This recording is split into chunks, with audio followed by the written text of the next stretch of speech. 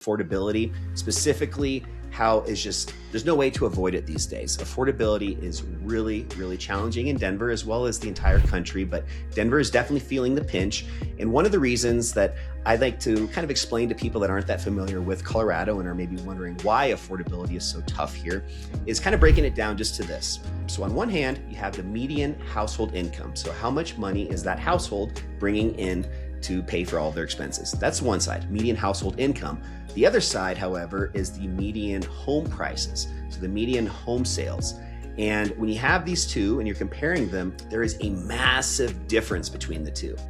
Other parts of the country, I'll use Texas and some of the Sunbelt states, they're a lot more, at least a lot closer to one another, which makes affordability a lot easier. But when you have this huge disparity between the two, like we do in Denver, unfortunately, just makes it that much more challenging to buy a home or to even just get pre-qualified to buy one, especially if you're getting a home loan and you're trying to get pre-qualified. And with the higher interest rates and just everything else that's going on right now, it's tough. So if I'm speaking your language right now, that's, I think, what's really the case with almost everybody that is feeling challenged right now with the Denver real estate market and considering moving out here. So to take it a little further, the median home prices in the metro area are still hovering right around that low to middle $600,000 range, $650,000. Let's go with that number. That's very close to the median household sales price for 2025.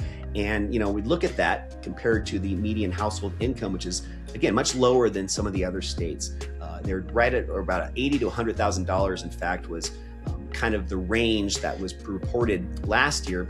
And for many, single family, or I should say single income households, especially first-time home buyers, it often takes well above that in annual income really to feel that financial stability to own here in Denver, Colorado.